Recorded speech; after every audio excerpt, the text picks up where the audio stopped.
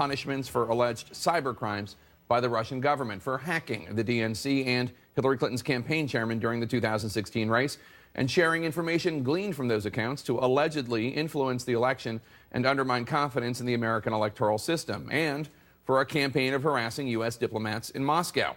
This afternoon, we learned that the Obama administration identified 35 Russians with diplomatic status here in the U.S., whom they believe to be intelligence officers or spies, declaring them persona non grata, the most severe diplomatic form of censure a country can give a foreign diplomat, giving them and their families 72 hours to get out.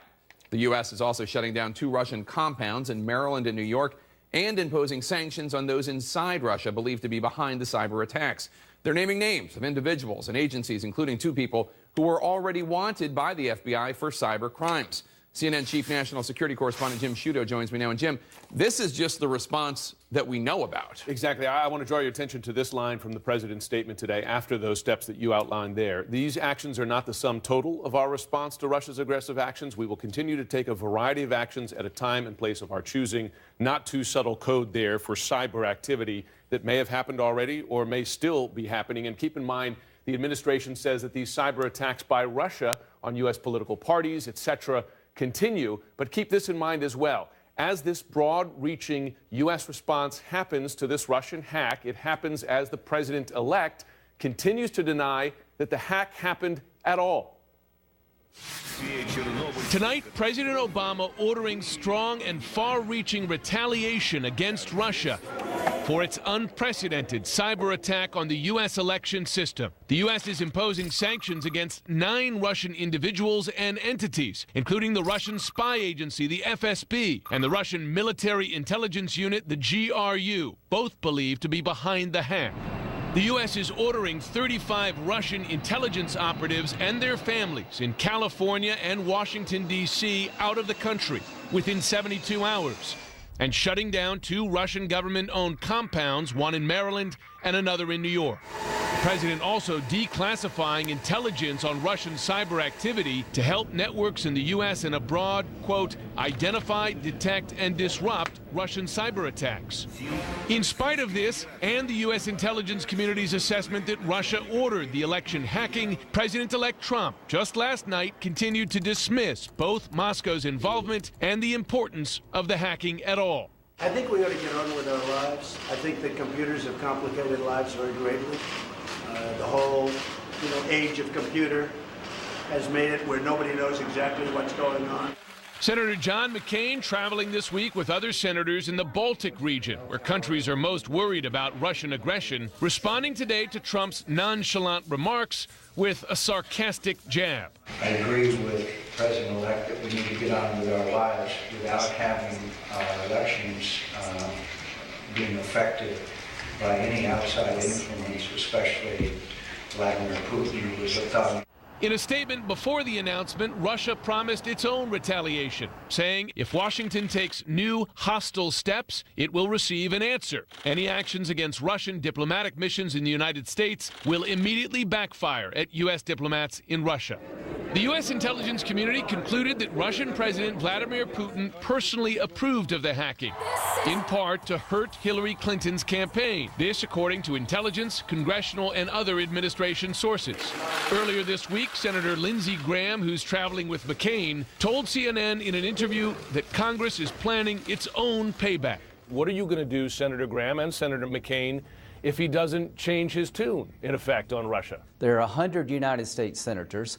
I would say that 99 of us believe the Russians did this, and we're going to do something about it. Along with Senator McCain, after this trip's over, we're going to have the hearings, and we're going to put sanctions together that hit Putin as an individual and his inner circle for interfering in our election. And they're doing it all over the world, not just in the United States. The Republican House Speaker Paul Ryan also welcoming these sanctions, putting out a statement saying that they are overdue and appropriate. He also said that Russia does not share America's interests. In fact, it has consistently sought to undermine them. And I don't think you can put too fine a point on this, Jake, that you have the Republican Speaker of the House, you have Republican senators like McCain and Graham, and saying that the whole Senate agrees with them. You have the whole scope of the U.S. intelligence agencies who blame Russia for this and call this a serious attack on the U.S. election system. Donald Trump, the president-elect, is becoming increasingly isolated in holding his ground, saying, well, we don't really know and it's not that serious, and we got to get on with our lives. That's a remarkable division in our government as we await a new president. All right, Jim Sciutto, thank you so much. Moments ago, a Putin spokesman called U.S. allegations of hacking groundless and said, we don't know exactly what their response will be. CNN senior international correspondent Matthew Chance joins us now live from Moscow. Matthew, tell us a little bit more about these individuals in Russia who are now facing sanctions, a couple of them known to the FBI already. Yeah, a couple of them, Yevgeny Bogachev and Alexei Belin, are known cyber criminals. In fact, they've been wanted by the FBI for several years, and so they've now been sanctioned by the United States State Department, United States Treasury rather, that announced these sanctions.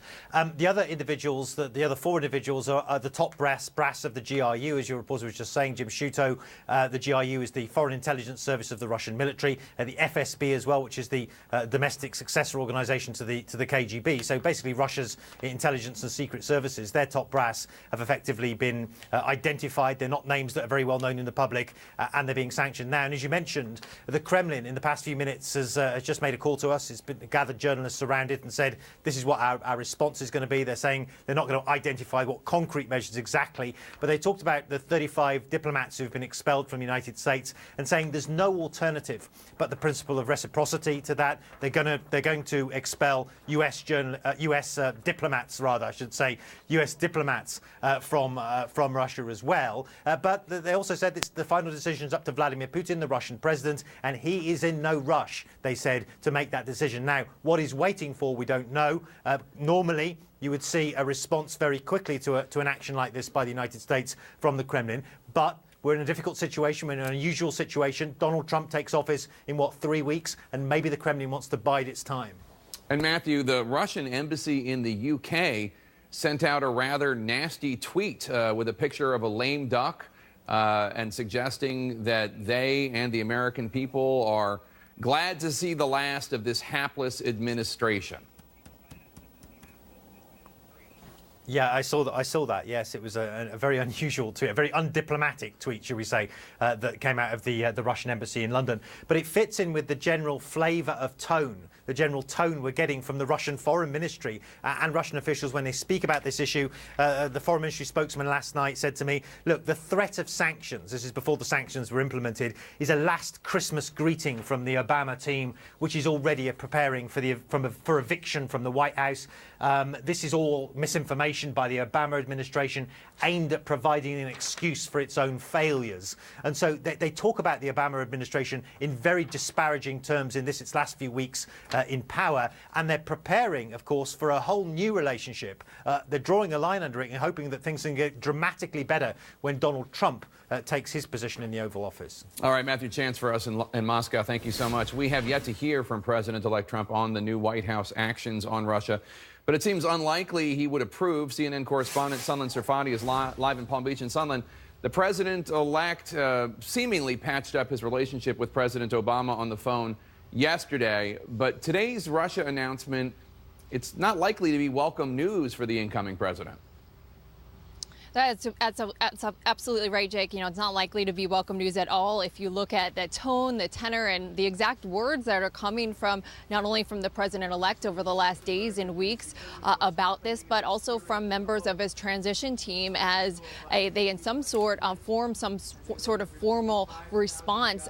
Certainly they will have to articulate farther their formal response to this. But it was just yesterday here at his resort in Florida where President-elect Donald Trump addressed this issue that the Obama administration at that time was putting together sanctions, and he was really dismissive of the U.S. intelligence connecting Russia to this hack and really tried to make sure that the blame was off Russia. Seemed very eager to do so, and he said, look, this is basically a matter that he thinks should be put to rest. Here's more of what the president-elect said before these sanctions were formally put in place. I think we ought to get on with our lives. I think that computers have complicated lives very greatly. The whole, age of computer has made it where nobody knows exactly what's going on. We have speed, we have a lot of other things, but I'm not sure you have the kind of security that you need. So key there, really get on with our lives. That's something that was very notable coming from the president-elect yesterday before these sanctions were announced. Now today, President-elect Donald Trump has really been huddled behind closed doors for much of the day here at his resort. We know he has been meeting with top aides, going over some transition planning, and we're told not to expect any sort of formal statement anytime soon. We'll see, though, if they do respond in any capacity coming up. Jake? And Sunland, the Trump team is trying to make this into a partisan issue. They're saying that Democrats are trying to suggest that President-elect Trump is not a legitimate president. This is all just a partisan political issue. But it's not just Democrats who are talking about this, obviously. It's the entire intelligence community, all 17 agencies, as well as many Republicans on the Hill, including House Speaker Paul Ryan, John McCain, Lindsey Graham, Marco Rubio, etc. Will those Republicans pressuring Donald Trump to act have any influence on him at all? I don't think there's any likelihood as of now. If we look at, the words that are coming from the president-elect, this is a very notable issue that divides Trump with members of his own party and very high-profile members, very vocal members, powerful on Capitol Hill. As you mentioned, Speaker of the House Paul Ryan today coming out with a statement after the sanctions were put in place, saying that these are long overdue. Very similar words from Senator McCain and Senator Graham, who have been very vocal, very outspoken, and split with President-elect Trump over this issue. And notably, they have also promised that they're going to likely bring even tougher and harsher sanctions in addition to these sanctions.